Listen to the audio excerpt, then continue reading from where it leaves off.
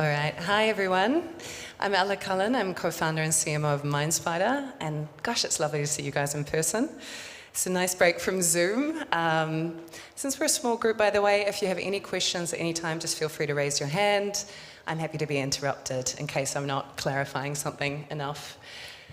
So MindSpider is for supply chain tracking in the mining industry. Not crypto mining, unfortunately, like old school mining, like gold, cobalt, tin, these kind of minerals that you dig out the ground, but that go into things like your devices, your electric vehicles, your jewelry.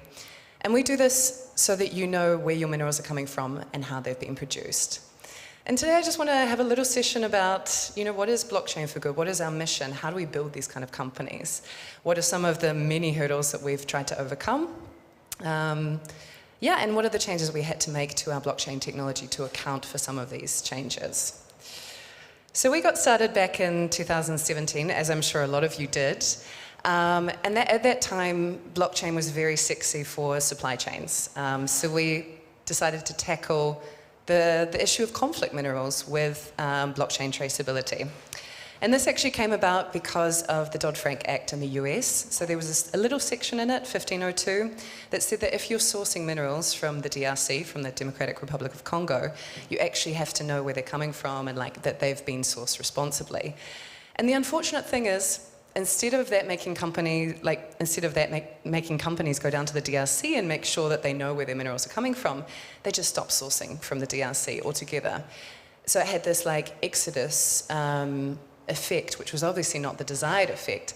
And we thought, okay, there's a lot of regulations coming into play. And how do we guide companies to actually gather and share the right due diligence information to do this well, to make sure that our supply chains do become more sustainable?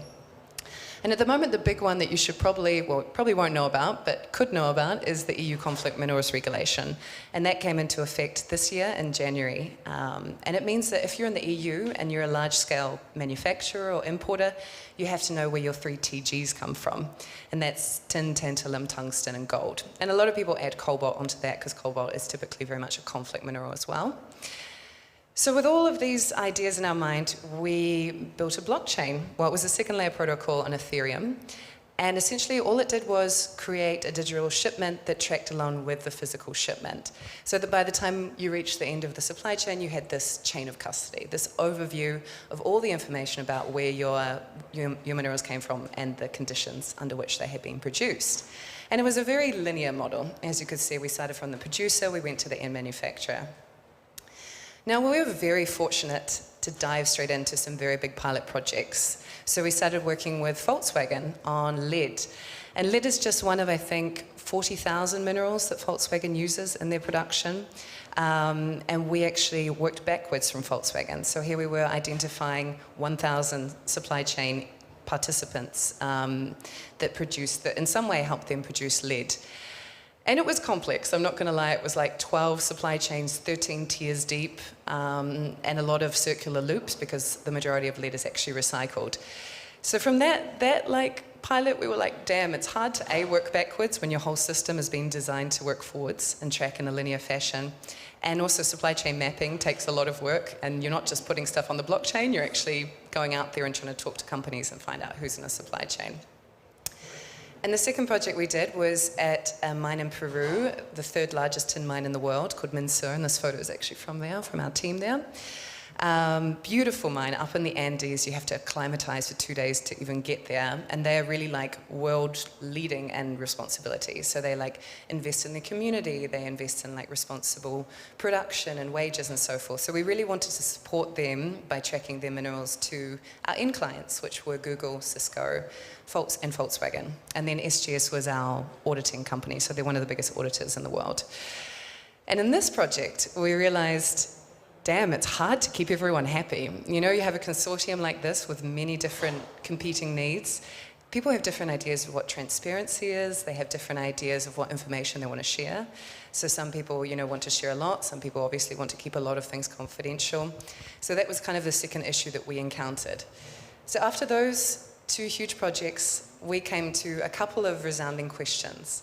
And the first one was, how can we sell to just one company at a time? How can we bring value to one stakeholder? What can we do so that we don't have to onboard an entire supply chain, but we can just, serve one niche? And the second one was, how can we incentivize upstream production or upstream producers?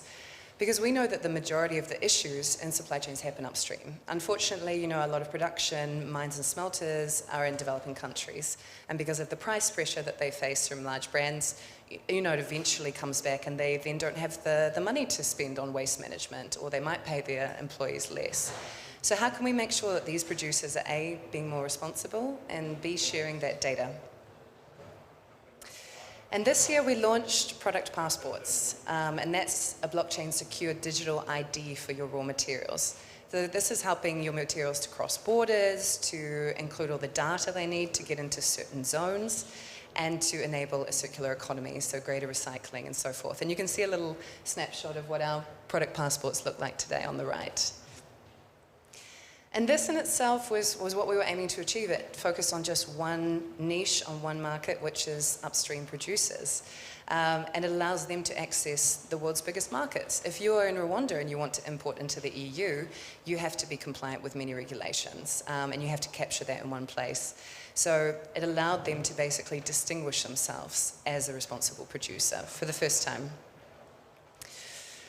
And unlike your real passport, you can actually customize this. So depending on the jurisdiction you are in, there's a lot of different rules and regulations.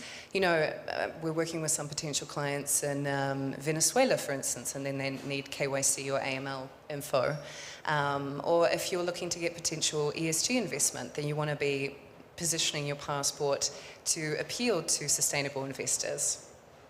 So we created basically this drag and drop system that allows anyone to collect data about different parts of their supply chain.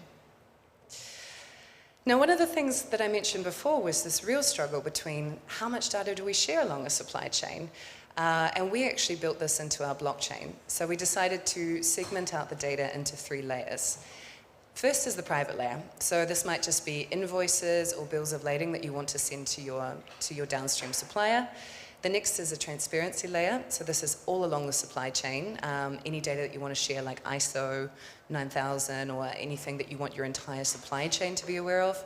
And the third one is the public layer. So this is really where the transparency happens. This is where people want to share sustainability info all along their supply chain to actually show with their end customers. Now these days, once we've made all these adjustments, we actually this year launched a couple of huge projects, or this one was last year, but we work with Luna Smelter, which is one of the leading tin producers in Rwanda. And now they actually have product passports on all of their tin leaving the smelter, so about 10,000 ingots, I think, so far have gone out, as well as their tin slag. So that's all the, pre-consumer waste is what you call it, or like the off-put from their production. And that actually goes to Germany and then is used again in other refining processes. So as you can see, there's a tin ingot with the QR code that would link to their product passport. And Google and the Rwandan Mining Board is also part of that project. So here's little old me down in Rwanda, understanding what it takes to actually implement a blockchain project on the site, which is basically not as exciting as it sounds. It's about understanding what kind of data they have already, what you need to collect, who needs to collect it, what needs to be entered into a product passport, and so forth. And for Luna, that was basically about collecting due diligence information. They wanted to export into the EU and be compliant with the EU conflict mineral regulation. So that's the majority of the info that they include in their product passports now.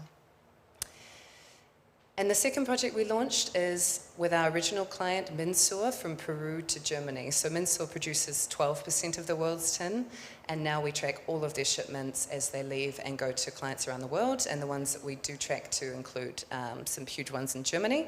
So they use it for a range of secondary manufacturing, like solder, very unsexy things, but very necessary. And actually the focus on this project is really on carbon emissions. So carbon emissions traceability is the hot topic in supply chain traceability at the moment. Everybody wants to be able to track not only their scope 1, but also their scope 3, so all along the supply chain. Can we go a bit deeper? We absolutely can. So as we start to gather all of this data, we are building data analysis tools, obviously, to help people make better business decisions. We have ERP integrations, enterprise resource planning, and we actually also offer our API, so people build on top of our API or are starting to look to build on top of that, which is a use case that we didn't actually foresee until this year. Probably the most common question I get asked is, how do we connect the physical and the digital worlds? You know, how do we connect these minerals or whatever we're tracking to the blockchain? Which is a great question. And so we are exploring a lot about IoT and physical trackers. At the moment we use, for instance, for things like tin, we just use a QR code because tin is a relatively low price point mineral. But if you're tracking something like gold, you need like geolocators, you might need like a chemical concoction that you can scan at a later point to prove that that gold is the gold it was originally. We also do a project in cotton, for instance, and then we're tracking organic cotton from a farm in Turkey. And for that, you need to know that, you know, the organic cotton is organic, that it doesn't have GMO seeds, it doesn't have pesticides, it needs to be kept separate from conventional cotton. So then you look at things like fluorescent sprays or synthetic DNA, which can be scanned at a later point. And actually, we're going to release an academic article. So if that interests you, keep your eyes on our website in the coming month. So this is our little team. We were in Berlin for the past 3 years. Now we're fully remote. And if you're interested, if you happen to be a DevOps or back-end developer or head of sales, please reach out to me as a side note. And you can reach out to me via email or obviously come chat to me after this talk. And I'm happy to answer any questions that you have. Thank you.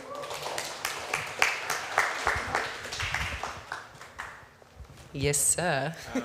Why were you passionate about starting this project? I think that supply chains were just such a great use case for blockchain. You know, it was like one of those things that the complexity was like a decentralized system could deal really well with it. And actually a lot of our partners were like, we've been wanting to do this for so long, like Google. They have a whole department for responsible minerals, and they've been trying different solutions for years, and they were desperately searching for something new. And everyone's like, can you do this without blockchain? Many people have tried, but sometimes maybe it's not the technology, it's just the novelty of it that helps to get people on board, it helps to get budgets on board. So the reception that we had immediately, and that we could see that there were really people desperate for that technology as a tool to help them, was kind of, yeah, it was inspiring. Thank you.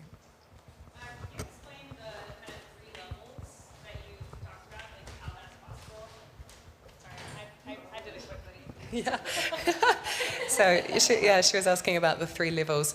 So this was, when we were consulting a lot of our clients, that we recognized that they needed to have different layers of information. So when you go into our software and you're updating and you're uploading a document into the product passport, you can essentially choose which layer it's going to go into. And they're all hashed, they're all on the blockchain. We have a block explorer, so you can go and you can check out the public layer and make sure that the documents haven't been changed. We don't actually use tokens in our system, so it's just 3 layers of data visibility, basically. Yeah.